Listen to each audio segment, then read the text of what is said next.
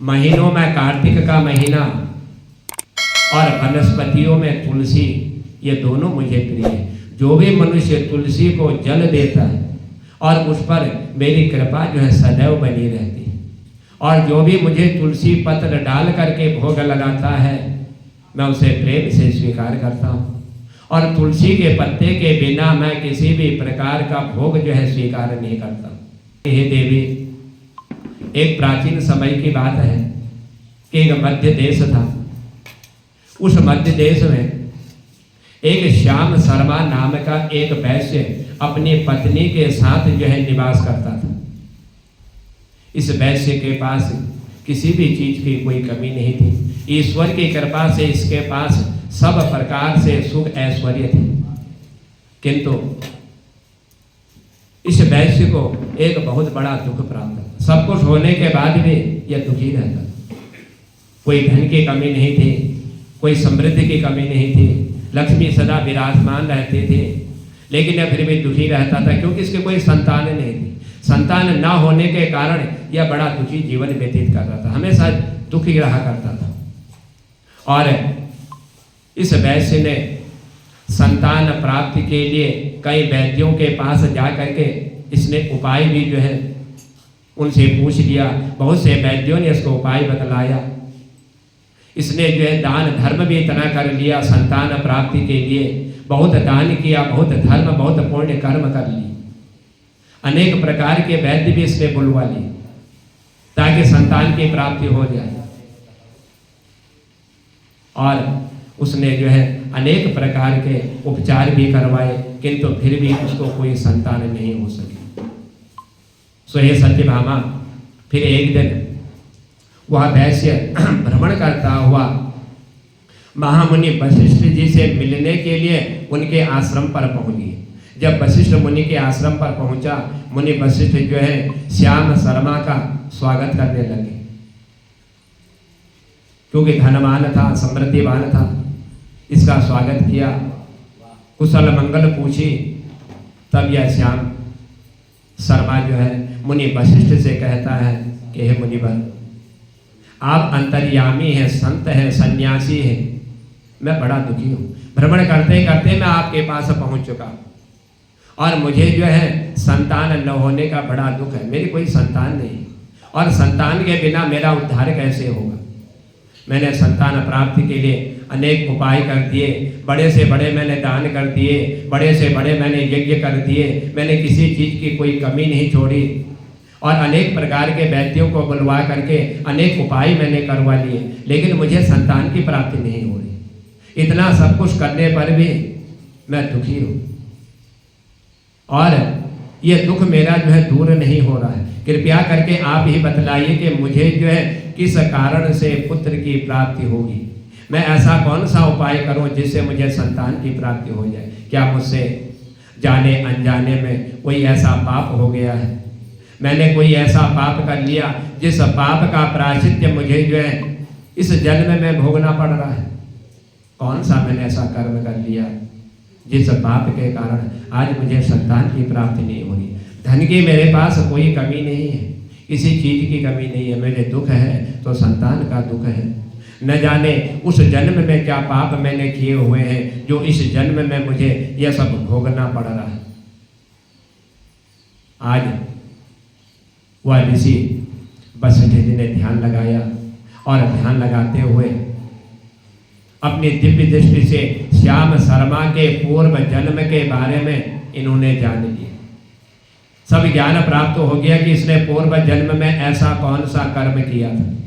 तब वशिष्ठ जी ने कहा कि हे बस, पिछले जन्म में तुम्हारे द्वारा एक बहुत ही बड़ा पाप हो गया था, इस कारण से तुम्हें इस जन्म में संतान सुख प्राप्त नहीं हो रहा है। श्याम शर्मा ने कहा कि हे मुनिवर, कृपया करके मुझे बतलाइए कि पिछले जन्म में मुझसे ऐसा कौन सा पाप हुआ था और उस पाप से मुक्ति के लिए मुझे कौन सा उपाय करना चाहिए। कृपया करके आप मुझे यह बतलाने की कृपा कीजिए और मेरा यह दुख जो है आप दूर कीजिए।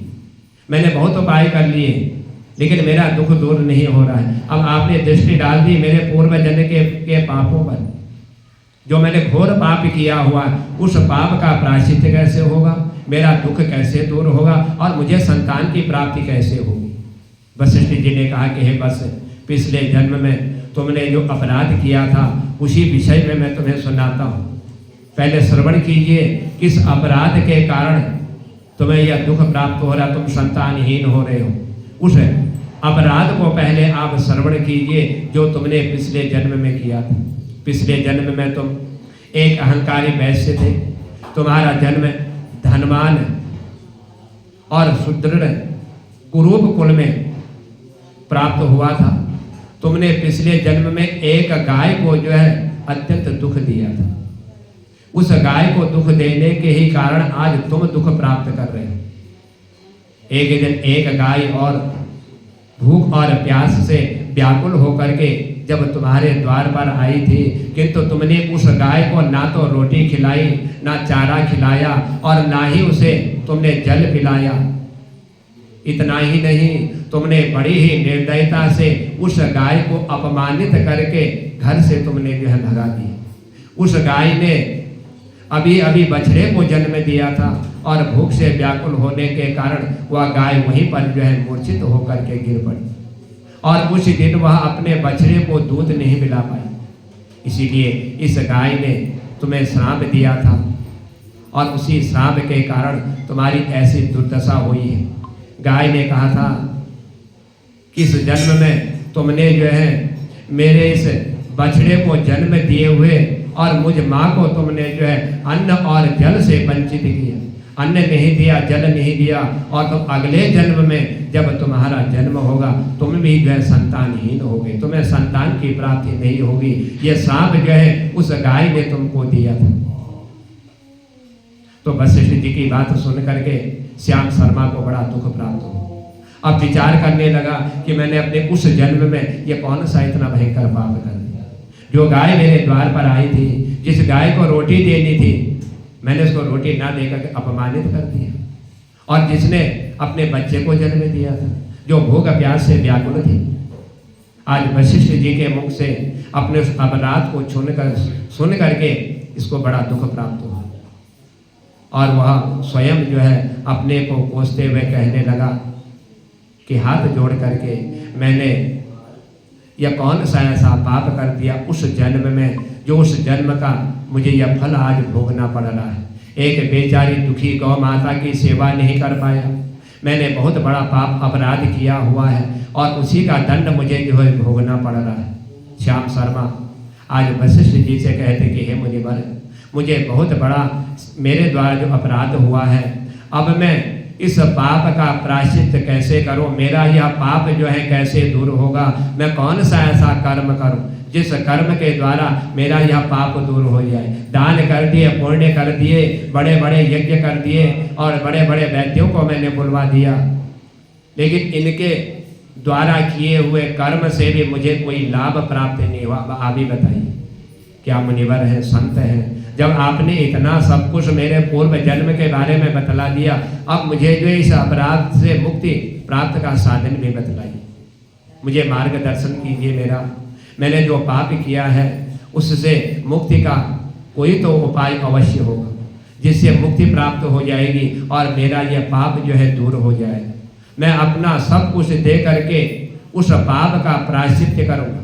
मेरे पास जितना धन है, ये धन के द्वारा मैं अब उस पाप का प्रायश्चित करूँगा। कृपया आप ही कोई ऐसा उपाय बतलाइए, मुझे संतान की प्राप्ति कैसे हो सकती है, क्योंकि शास्त्र कहते हैं कि पुत्र के बिना मनुष्य का उद्धार नहीं हो सकता। आज मुनि वशिष्ठ जी ने कहा कि हे बस, इस पाप का एक ही उपाय है, यदि आप जो है इस पाप का प्रायश्चित करना चाहते हो, एक ही उपाय है। आपने यदि इस उपाय को कर लिया तो आपका जो है पाप समाप्त हो जाएगा और आपको जो है संतान की प्राप्ति होगी।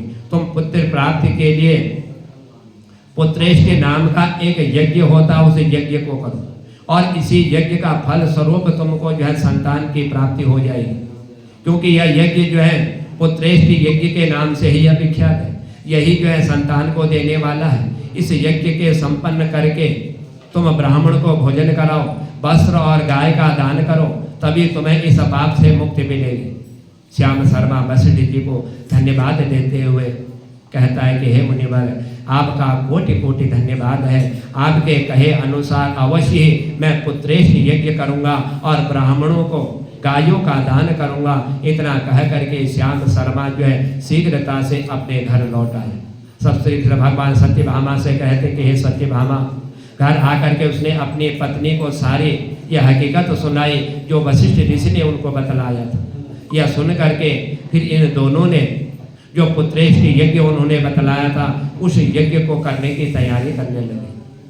अनेक ऋषि मुनियों को बुलवाया, निमंत्रण दिया।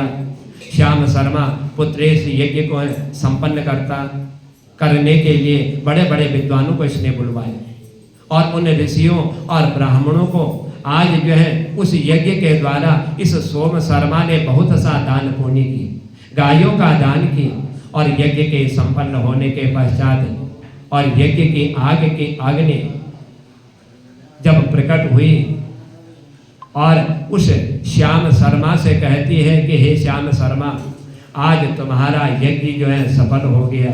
आज तुमने जो कर्म किया उस कर्म का फल आज तुमको प्राप्त होगा।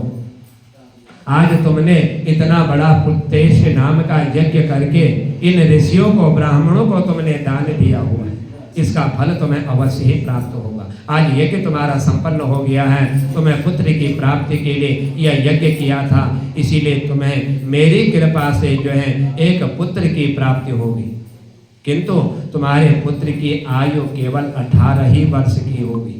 पुत्र की प्राप्ति तो होगी लेकिन आयु ज्यादा नहीं होगी।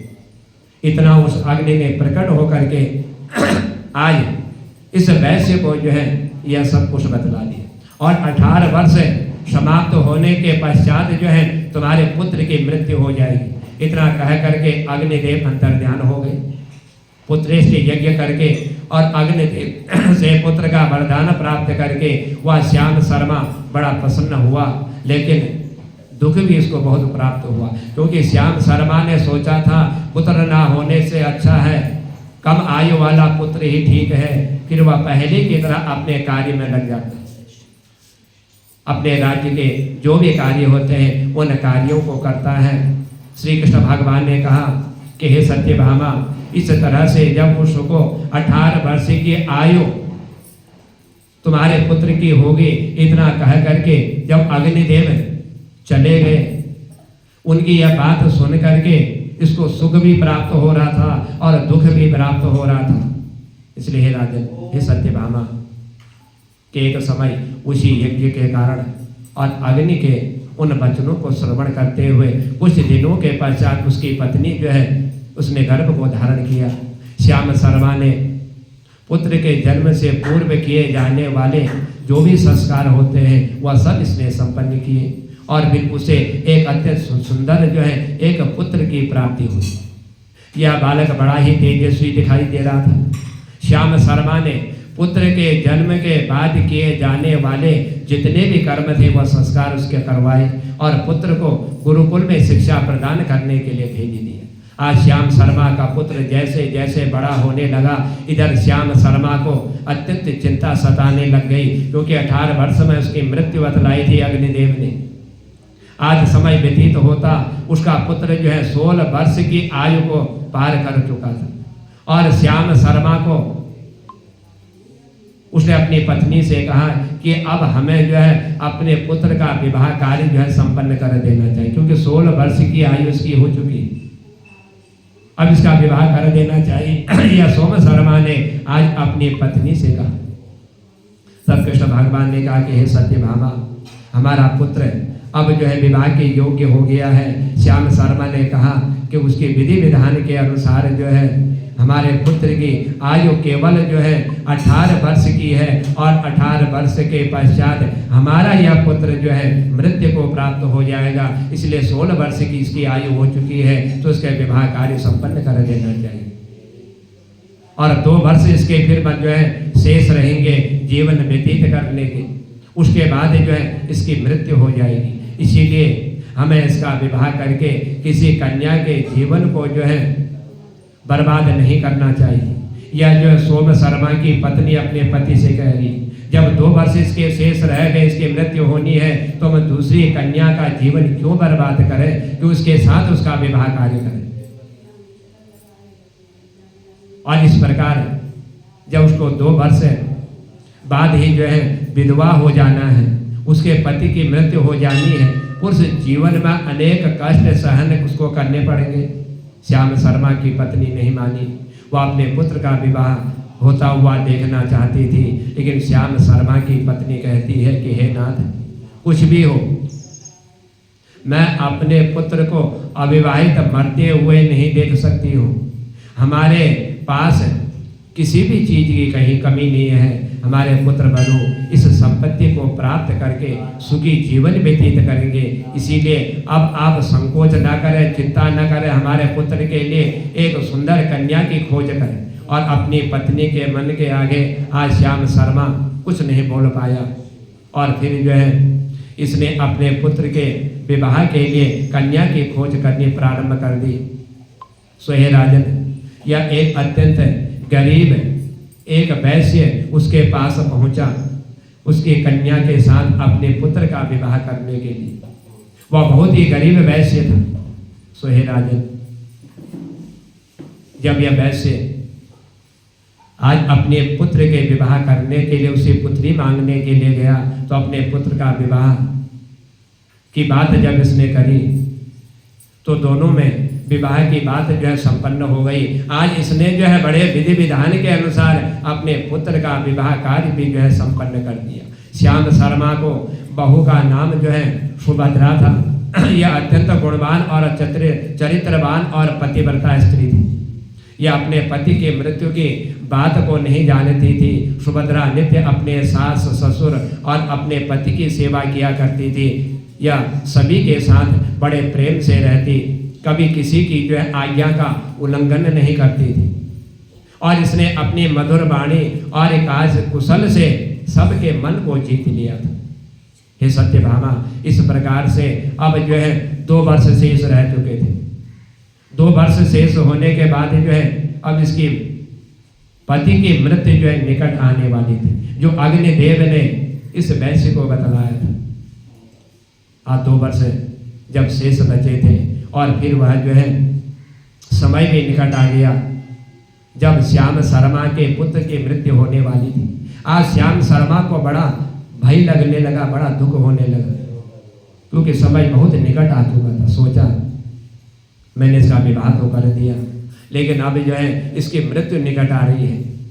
अब यह मृत्यु को प्राप्त हो जाएगा और इसकी पत्नी जो है विधवा हो जाएगी, विधवा जीवन व्यतीत करने लग जाएगी। इस तरह से इसको बड़ा दुख होने लगा, भय होने लगा। फिर एक दिन इसने अपनी बहू को बुलवाया और बहू को बुलवा करके क्षमा याचना मांगते हुए कहने लगा कि तुम मुझे क्षमा कर देना, मैंने तुम्हारे साथ जो है बहुत बड़ा अन्याय किया हुआ है, बहुत बड़ा मैंने अपराध किया हुआ है। अपने ससुर की ऐसी वाणी को सुन करके सुभद्रा ने कहा कि आपने ऐसा कौन सा अपराध किया और क्यों आप मुझसे इस प्रकार कह रहे हो, कौन सा आपने ऐसा कर्म कर दिया? सो कृपया मुझे वह बतलाने की कृपा कीजिए। आप मुझे क्षमा क्यों मांग रहे हो और क्षमा मांगते हुए आप मुझे इस प्रकार से लज्जित क्यों कर रहे हो? क्योंकि मैंने आपके द्वारा किया हुआ कोई ऐसा पाप तो मैंने देखा नहीं, कोई आपके द्वारा ऐसा पाप कर्म मैंने नहीं देखा, और फिर आप मुझे इस तरह से क्षमा क्यों मांग रहे हो? मुझे लज्जित मत कीजिए, मैं आपकी पुत्र बनूं और आप मेरे ससुर और मेरे से बड़े हो और आप फिर भी जो है मेरे से क्षमा याचना मांग रहे हैं। इस प्रकार मुझे लज्जित मत कीजिए, मैं आपकी छोटी बेटी के समान और मैं आपकी पुत्री के समान हूँ। कृपया करके आप संकोच ना करते हुए अपने आपके मन में जो कुछ भी है वह मुझे बतलाने की कृपा कीजिए। आप मुझे बतलाइए, आप मुझे क्यों क्षमा याचना मांग रहे हैं? मैं आपकी आज्ञा का पालन अवश्य करूँगी। श्याम शर्मा ने कहा कि हे पुत्री, तुम कल्याणी हो, तुम एक महान पतिव्रता हो, किंतु मेरे पुत्र के साथ तुम्हारा विवाह होने से पूर्व मैंने तुमसे एक बात छुपाई है। हमें पुत्र की प्राप्ति पुत्रेष्टि यज्ञ के बाद हुई थी और अग्निदेव ने हमें यह कहते हुए कहा था कि आशीर्वाद दिया था कि तुम्हारे पुत्र की 18 वर्ष की आयु में जो है इसकी मृत्यु हो जाएगी। अपने ससुर की बात सुन करके सुभद्रा ने कहा कि हे ससुर जी, बस इतनी सी बात है कि 18 वर्ष की इसकी आयु होगी तो मृत्यु हो जाएगी और आप चिंता कर रहे हो। आप चिंता को छोड़ दीजिए, मैं आपको एक वचन देती हूँ कि मैं आपके पुत्र वधू, मैं कभी विधवा नहीं होंगी, ये मैं आपको वचन देती हूँ, इसलिए आप चिंता मत कीजिए।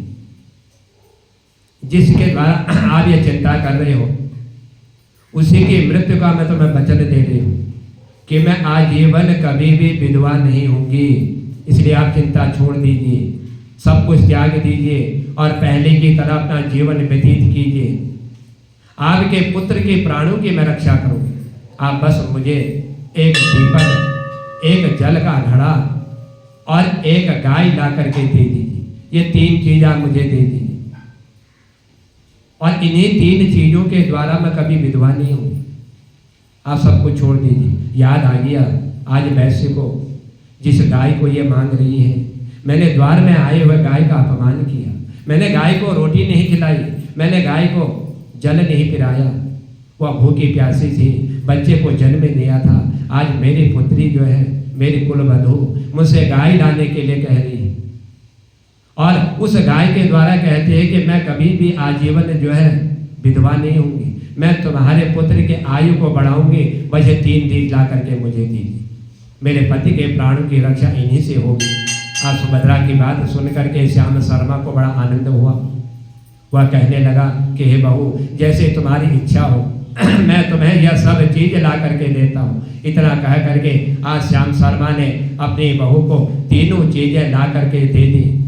और फिर जब वह दिन निकट आ गया, जिस दिन सुभद्रा के पति की मृत्यु होने वाली थी, उस दिन सुभद्रा ने सुबह उठते ही तुलसी को जल चढ़ाया, उसको प्रणाम करते हुए तुलसी के पौधे पर एक चुनरी बांध दी और तुलसी माता से आज इस सुभद्रा ने प्रार्थना करी कि हे तुलसी माता, मैंने जो है आपको ये चुन्नी चढ़ाई हुई है, आप मेरी रक्षा करना, आप मेरे सुहाग की रक्षा करना।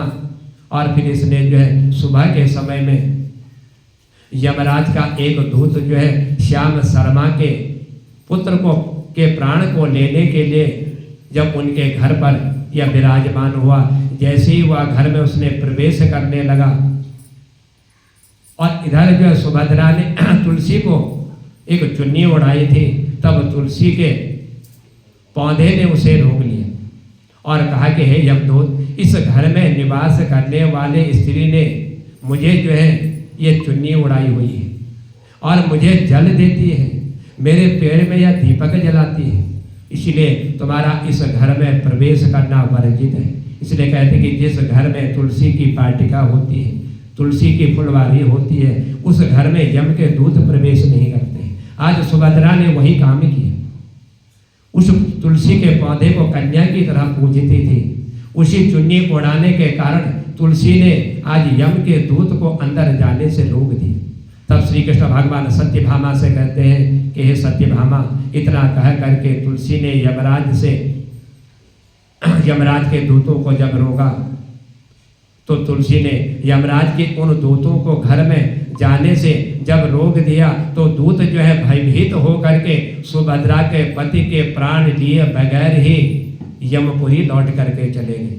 और यमपुरी में जाकर के उसने यमराज से कहा कि हे धर्मराज, मैंने धरती लोक पर एक पुरुष के प्राण लेने के लिए मैं गया हुआ था, किंतु तुलसी के पौधे ने मेरा रास्ता रोक दिया।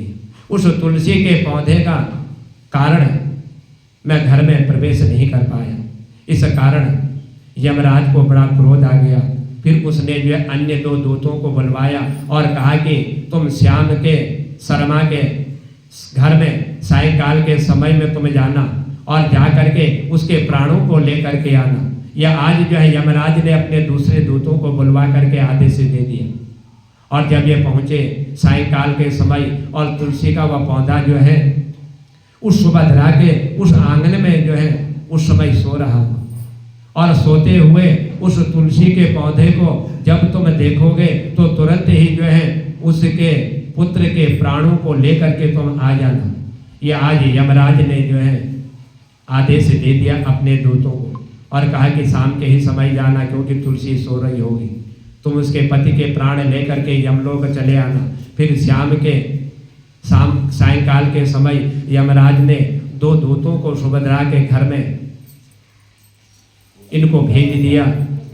और जब उनके घर की ओर ये दोनों दूत जो है जब निकले तो सुभद्रा ने शाम होते ही तुलसी के पास एक दीपक जला दिया और उससे प्रार्थना की कि हे दीपक, अब तुम मेरे पति के प्राणों की रक्षा करके और यम के दूतों से जो इनकी प्राणों की रक्षा करना। एक उधर चुन्नी उड़ाई थी, उससे प्रार्थना करी मेरे पति की और मेरे सुहाग की तुम रक्षा करना। आज सायंकाल के समय तुलसी जब सो रही है तो दीपक जला दिया और दीपक जला करके प्रार्थना करी कि आप जो है मेरे सुहागी की रक्षा करना, मेरे पति की तुम जो है रक्षा करना। इस प्रकार जो है आज सुभद्रा ने तुलसी के समीप दीपक जला करके उससे यह प्रार्थना कर दी। श्री कृष्ण भगवान ने कहा कि हे सत्यभामा, एक दूत जब उस घर में इसने प्रवेश किया, प्राण लेने के लिए पहुंचा, सायंकाल का समय हो चुका था, तुलसी का पौधा सोया हुआ था और यमराज के 2 दूत सुभद्रा के घर के सामने जा करके खड़े हो गए और सोचने लगे अब तो इस मनुष्य के प्राण लेकर के ही हम यमपुरी लौटेंगे। जैसे यम के दूत सुभद्रा के घर में प्रवेश करने लगे, तुलसी के पास लगाए हुए दीपक ने उनका रास्ता रोक दिया और कहा कि तुम दूत हो, तुम अब जो है इस सुभद्रा के पति के प्राण नहीं ले जा सकते। उस स्त्री ने उन्हें लज्जित करते हुए उसके पति के प्राणों की रक्षा करने की प्रार्थना की हुई है, इसलिए जब मैं उसके पति के प्राणों की रक्षा कर रही हूँ, इसलिए तुम आज जो है उसके पति के प्राण नहीं ले जा सकते, क्योंकि उसने मुझसे प्रार्थना की हुई है, मेरा कर्तव्य है। तुम यहीं से लौट करके चले जाओ, नहीं तो सब कुछ जो है तुमको यह जला करके यह दीपक जो है तुमको समाप्त कर देगा, तुम्हें भस्म कर देगा, क्योंकि उसने जो है बड़े प्रेम से मेरे से प्रार्थना की हुई है और यह दीपक मेरे समीप यह रखा हुआ है। यदि अपना भला चाहते हो तो लौट करके चले जाओ, नहीं तो यह दीपक के द्वारा तुम जो है भस्म हो जाओगे, समाप्त हो जाओगे, या तुम्हें जला डालेगा। उस दीपक की बात सुन करके यमराज इनके दोनों दूत जो है आज बड़े भयभीत हो गए और भयभीत हो करके सीधे लौट करके यमराज के पास पहुँचे और वहाँ पर जा करके इन्होंने यमराज को यह सारा वृत्तांत सुनाते हुए कहा कि हे महाराज, कि हे यमराज, आपकी आज्ञा का पालन करते हुए हम दोनों शाम के समय जो है उस पुरुष के प्राण लेने के लिए गए हुए थे, किंतु तुलसी के पास लगा हुआ दीपक ने हमारा रास्ता रोक लिया, इसलिए हम खाली हाथ लौट करके आए हैं। यह सुन करके आज यमराज को बड़ा क्रोध आ गया। फिर उन्होंने अन्य 4 दूतों को बुलवाया, कहा कि अब तुम सुबह उस सुभद्रा को उसके घर में तुम जाना, क्योंकि तुम सुबह उस सुभद्रा को उसके जागने से पहले उसके घर में तुम प्रवेश करना और प्रवेश करते उसके पति के प्राणों को लेकर के आ जाना। आज यमराज की आज्ञा पा करके दूत जो है प्रातःकाल सुभद्रा के उठने से पहले जो है उस घर में प्रवेश करने के लिए इन्होंने प्रस्थान किया, घर की ओर जाने लगे। लेकिन उधर सुभद्रा ने रात को ही घर के दरवाजे के समीप जो है एक लोटे में जल भर करके रख दिया घड़े में, और उस जल से आज सुभद्रा ने प्रार्थना की कि आप जो है मेरे पति की रक्षा कीजिए, मेरे सुहाग की रक्षा कीजिए। यम के दोनों दूत मेरे पति के प्राण लेने के लिए आ रहे हैं, अब आप ही मेरे सुहाग की रक्षा कर सकते हैं। इतना कह करके सुभद्रा सोने के लिए चली गई और इधर यम के दूत सुबह सुभद्रा के जागने से पहले उसके घर पर पहुंच गए। जैसे ही वह घर के अंदर प्रवेश करने लगे, उस लोटे के अंदर भरे हुए जल ने कहा कि तुम रुक जाओ, अब तुम जो इस घर में प्रवेश नहीं कर सकती हो, यह घर की अब मैं जो है रक्षा कर रही हूँ, क्योंकि सुभद्रा ने सायंकाल के समय सोने से पहले यह घड़ा इस दरवाजे पर रख करके मुझसे प्रार्थना की थी कि मेरे पति की और मेरे सुहाग की रक्षा करना, और इसीलिए हम वचनबद्ध हैं। हमने उसकी आज्ञा का पालन करना, इसलिए तुम इस घर में प्रवेश नहीं कर सकती, और घर में प्रवेश करने से पहले ही तुम जो है यहाँ से चले जाओ, नहीं तो तुम जो है नरक की अग्नि में जो है जल करके भस्म हो जाओगे, जिससे सारा नरक लोग जो है डूब जाएगा। यह सुन करके यमराज के ये 4 दूत जो है आज उस जल की ऐसी वाणी को सुन करके घबरा गए और एक दूसरे की तरफ देख करके उस स्थान से यह भागने के लिए विवश हो गए।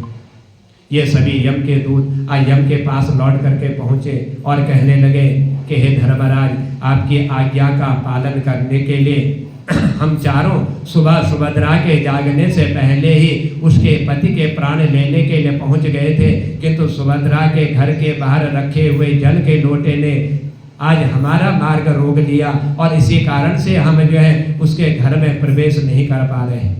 अब यमराज को बहुत ही अधिक क्रोध आ गया और इस बार उसने जो है 8 यमदूतों को बुलवा करके कहा कि हे यमदूतों, अब शीघ्रता से जाओ और बलपूर्वक उन मनुष्य के प्राण खींच करके यमलोक की ओर लेकर के आओ। ये 8 यमदूत यमराज की आज्ञा का पालन करते हुए पृथ्वी लोक पर उस सुभद्रा के घर के पास जाते हैं और देखते हैं कि आज सुभद्रा के घर के सामने जो सुभद्रा ने अपने ससुर से गाय के लिए कहा था, आज वही गाय सुभद्रा के घर के समीप जो है विराजमान है। उस गाय की उसने सेवा की हुई और गाय की सेवा करते हुए उससे कहा हुआ, इसने विनती करी थी, प्रार्थना की थी कि हे गौ माता, मैं आपसे एक प्रार्थना करती हूँ, विनती करती हूँ कि आज यम के दूत मेरे पति के प्राण लेने के लिए आ रहे हैं, अब आप मेरे ही सुहाग की रक्षा कर सकती हो, इसलिए हे गौ माता, मैं आपकी शरण में आई हूँ, कृपया मुझ विधवा को होने से आप बचा दीजिए, मेरे पति के प्राण बचा दीजिए। उस गाय ने कहा कि हे पुत्री, तुम चिंता मत करो, तुम्हारे पति के प्राणों की रक्षा मैं स्वयं करूँगी, मेरे होते हुए यम के दूत तुम्हारे घर में प्रवेश नहीं कर पाएंगे, इसलिए तुम चिंता से मुक्त हो जाओ, घर में अपने पति की सेवा करो। फिर जैसे ही वे यम के दूत घर के अंदर प्रवेश करने के लिए आगे बढ़ते हैं, तब वह गाय उन्हें रोक देती और कहती है कि इस घर में तुम लोग प्रवेश नहीं कर सकते हो, इस घर की रक्षा मैं कर रही हूँ, मेरे रहते हुए कोई भी इस घर के अंदर प्रवेश नहीं कर सकता। यदि तुमने घर के अंदर प्रवेश करने का प्रयत्न भी किया तो तुम सभी को जो है मैं शाप दे दूंगी, अतः तुम इस घर के अंदर प्रवेश यदि करना चाहते हो तो तुम्हें वह शाप भी भोगना पड़ेगा, तो तुम्हें पहले अपने प्राणों की रक्षा करनी पड़ेगी, और यदि अपने प्राणों की रक्षा नहीं कर सकते हो, उस शाप के कारण आज तुम्हें अपने प्राण देने होंगे, तब तुम सभी को जो है गौ हत्या का जो है पाप लगेगा, गाय को मारने का पाप, और गाय को मारने का पाप जो है बहुत बड़ा पाप होता है। जो गाय को मारता है वह लंगड़े की योनि में जन्म ले लेता है, उसका एक पैर जन्म से ही लंगड़ा हो जाता है। यह फल तुम्हें यह भोगना पड़ेगा यदि तुमने इस घर में यदि प्रवेश किया, या उस गौ हत्या का तुम्हें पाप लगेगा जिसका कोई प्रायश्चित नहीं होता।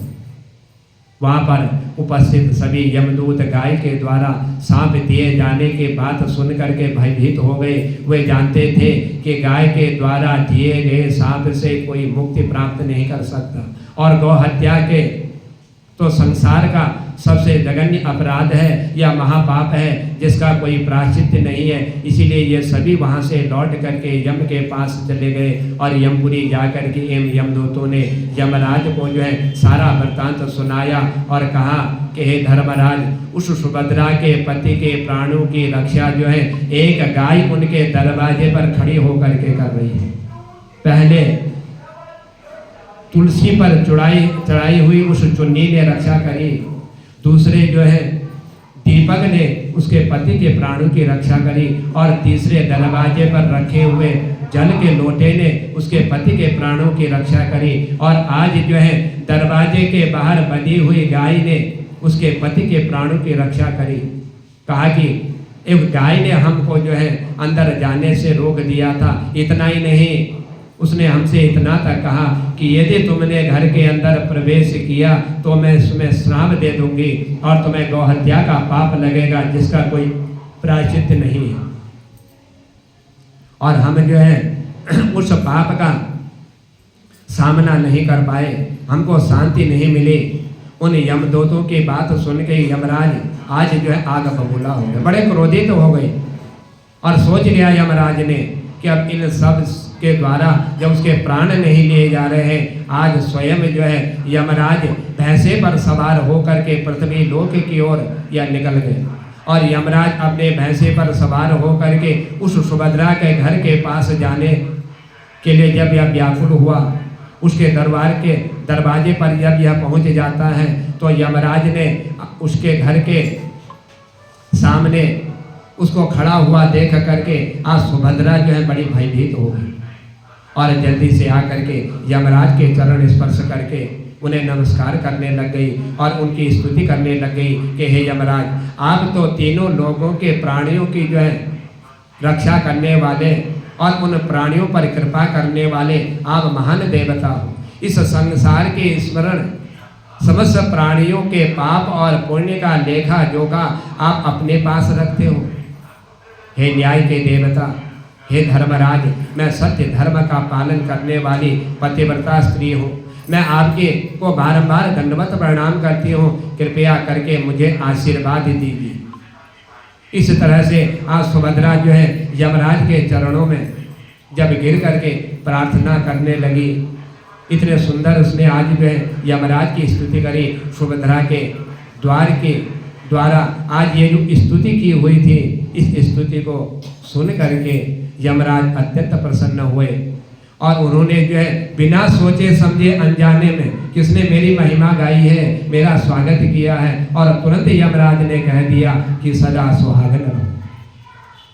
और जो ही यमराज ने सदा सुहागन होने के लिए यह आशीर्वाद दिया, फिर जब यमराज सुभद्रा के पति के प्राणों को लेने के लिए जब जाने लगा, आगे बढ़ने लगा, सुभद्रा ने रोक करके कहा कि हे धर्मराज, क्या आप भूल गए हो?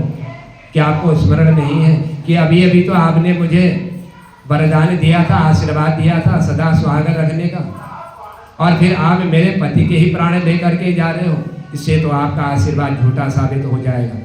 यह सुन करके धर्मराज रुक गए, सुभद्रा की ओर देख करके मुस्कुराने लगे और सुभद्रा के निर्मल हृदय और अपने पति के प्रति समर्पण, इस भाव को देख करके आज यमराज जो है बड़े प्रसन्न हुए और प्रसन्न होकर के कहने लगे कि हे पुत्री, आज तुमने जो है साक्षात जो है मृत्यु को भी तुमने रोक दिया। मृत्यु को रोकने का साहस है तुम्हारे ही पास है। मैंने पहले दूत भेजे, तुम्हारे तुलसी के ऊपर चढ़ी हुई चुन्नी ने उनको रोक दिया। दोबारा भेजा तो तुलसी के पौधे पर लगे हुए दीपक ने रोक दिया। तीसरी बार भेजा तो उस पानी के भरे हुए उस घड़े ने उनको दरवाजे पर रोक दिया।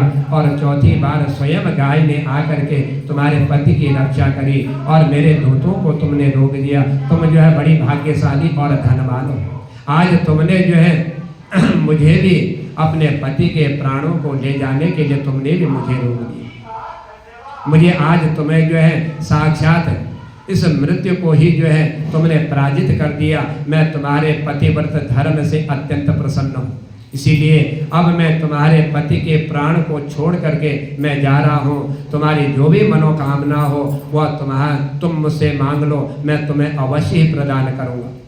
तब जो है सुभद्रा ने कहा कि हे धर्मराज, मैं अपने पति के लिए 100 वर्ष की आयु मांगती हूँ, आप मुझे यह वरदान दीजिए, क्योंकि मेरे ससुर ने जो गौ माता का अपराध किया है, उस गौ माता के अपराध के कारण गाय ने जो है इनको श्राप दिया था 16 वर्ष की आयु में तुम्हारे पुत्र की जो है मृत्यु, 18 वर्ष की आयु में तुम्हारे पुत्र की मृत्यु हो जाएगी, इसलिए 100 वर्ष की आयु प्रदान कीजिए। मैं अपने पति के लिए 100 वर्ष की आयु मांगती हूँ। मेरे लिए मेरे पति ही जो है परमेश्वर है। मैं अपने पति को छोड़ करके जीवित नहीं रह सकती, इसलिए आप मुझे ये वरदान दीजिए। तब यमराज प्रसन्न होकर के कहते हैं, तथास्तु हे कल्याणी, तुम्हारा कल्याण हो। आज से जो भी स्त्री अपने घर के सामने तुलसी का पौधा लगाएगी, तुलसी के पास सायंकाल को दीपक जलाएगी, और जिस घर के सामने गाय बंधी होगी, जो स्त्री अपने घर के सामने जल का लोटा रखेगी, उसके घर में कभी भी जो है मेरे दूत प्रवेश नहीं करेंगे।